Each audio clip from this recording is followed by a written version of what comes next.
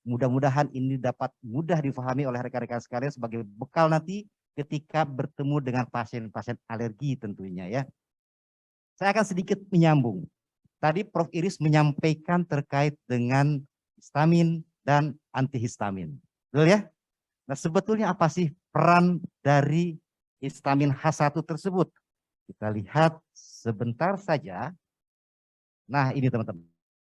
Kalau terlihat, ternyata histamin 1 itu di urtikaria berperan dalam bengkak, kemerahan, dan gatal. Makanya orang-orang yang urtikaria itu nggak enak banget, nggak nyaman ya. Selain tampilannya nggak bagus, banyak bentol-bentol merah, juga gatalnya luar biasa. Jangan sampai digaruk. Kalau digaruk nanti infeksi. Jadi lebih cepat segera ditangani dengan antihistamin tentunya. Lalu bagaimana halnya dengan rinitis alergi? Nah, pada rinitis alergi, pada rinitis alergi sama. Ternyata peran dari histamin 1 ini juga gatal di hidung, juga bersin-bersin, tidak nyaman juga ya. Lalu kemudian ada pilek, ngucur terus, atau bahkan tersumbat. Sehingga kalau pada malam hari orang yang rinitis itu mengalami rasa yang tidak nyaman, sering bangun di malam hari. Kasihan ya. Nah, oleh karena itu, sekali lagi perlu segera ditangani. Tadi Prof. Iris menyampaikan, kalau rinitis tidak ditangani dengan segera, prognosisnya tidak baik. Bisa menjadi polip, bisa menjadi penyakit-penyakit yang lain. Yang terdekat pasti ISPA. Ya. Oleh karena itu teman-teman, kalau sekarang kita bicara histamin, tentu obatnya adalah antihistamin, bukan antibiotik, bukan kortikosteroid yang utama. Lalu kenapa antihistamin? Kalau kita lihat guideline, contohnya satu. Kalau kita guideline yang tadi sudah disampaikan oleh Prof. Iris, pada urtikaria, untuk lini pertama pengobatan dari urtikaria adalah antihistamin generasi kedua. Yang terbaik, bukan generasi pertama. Jika ini kemudian masih persis setelah 2 minggu, boleh diberikan dosisnya menjadi 4 kali maksimum. Kalau menurut guideline tersebut. Tapi rasanya jarang ya. Cukup sekali sehari saja sudah cukup biasanya. Kalau untuk urtikaria. Nah, urtikaria seperti apa? Obatnya tentu salah satunya adalah insidal. Langsung to the point ya. Nggak apa-apa ya. Oke. Kenapa insidal teman-teman?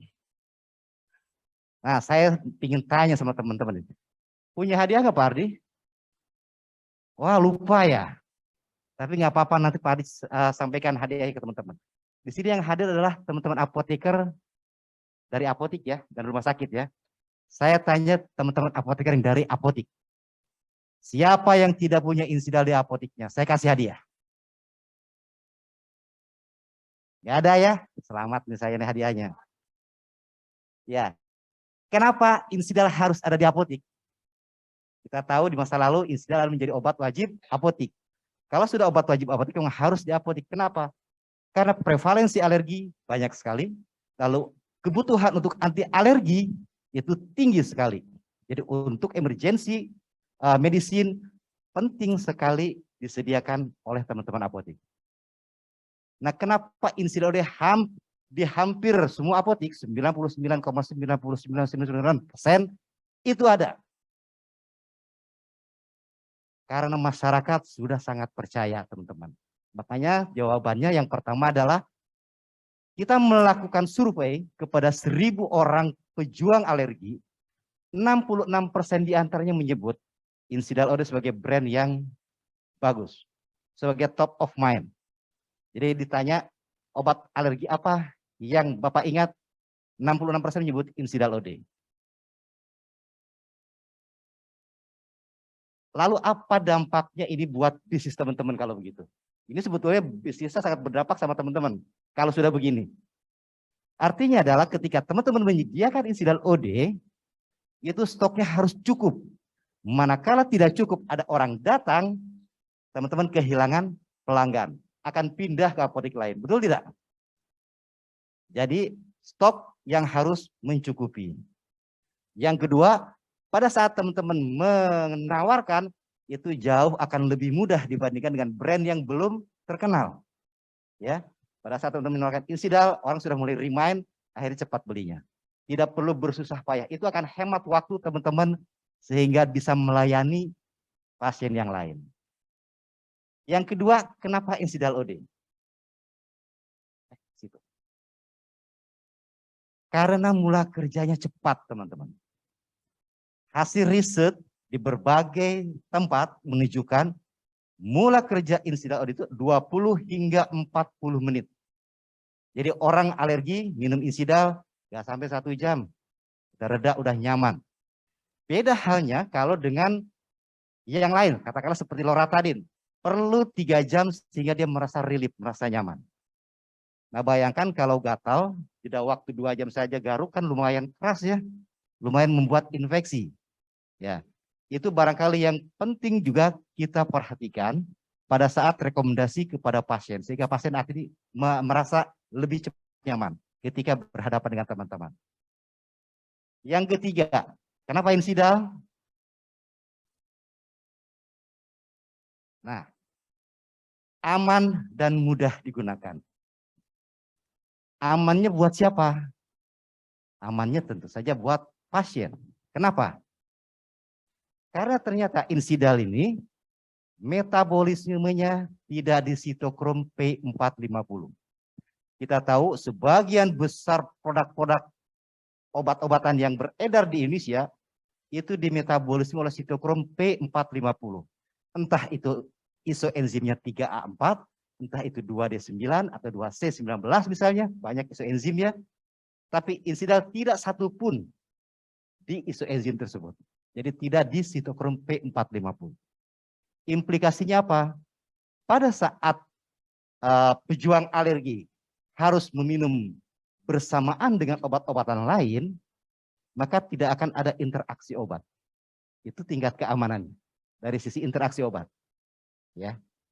Contoh misalnya, pejuang alergi diabetes mellitus, dia biasa minum metformin. Dengan minum Insidal tidak akan ada interaksi, tapi dengan obat-obatan yang lain seperti misalnya Loratadin ataupun misalnya Terfenadin, itu akan ada interaksi obat. Buat pasien ada 2 hal kalau interaksi obat. Pertama sinergi, menguatkan atau melemahkan. Ya, itu yang ringan. Kalau yang fatal lain lagi ceritanya. Harus jadi kontraindikasi. Buat teman-teman apoteker, apa untungnya kalau melihat ini?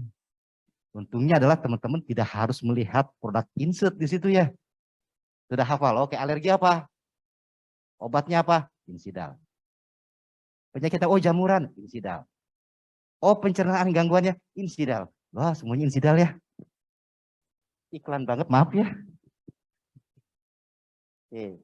Jadi itulah keuntungannya kalau kita melihat dengan baik apa setiap produk plus minusnya. Ya, kita tahu bahwa di awal disebutkan bahwa salah satu peran kita dalam mengedukasi masyarakat juga kita harus memahami betul mengenai warning di setiap obat-obatan sehingga kita bisa memberikan advice yang tepat buat pasien tentunya ya.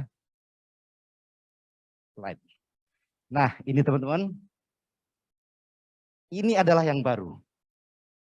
Jadi kalau kita selama ini melihat kemasan Insidalnya panjangnya masih dot merah kan ya, meskipun belinya pasien juga tidak perlu resep dokter. Mulai bulan depan kita akan keluarkan kemasan baru ini, lebih mungil, ya. Buat pasien juga isinya hanya 4, 1 strip sehingga mudah masuk di kantong, sehingga mudah masuk di dompet, di tas, sehingga menjadi teman mereka para pejuang alergi pada saat traveling misalnya, pada saat di entertain makan seafood misalnya ya. Pada saat apa lagi? Pada saat pergi ke tempat yang dingin, itu akan lebih mudahkan mereka. Dan buat teman-teman juga lebih mudah tentunya. Kenapa? Karena dari sisi price per lembar pasti akan lebih rendah daripada yang selembar sekarang 10 ya. Nah kira-kira itu. Jadi kita harapkan ini ketersediaan ini nanti akan lebih memaksimalkan kebutuhan pasien, sehingga mereka akan lebih memudahkan dalam mendapatkan Insidal OD.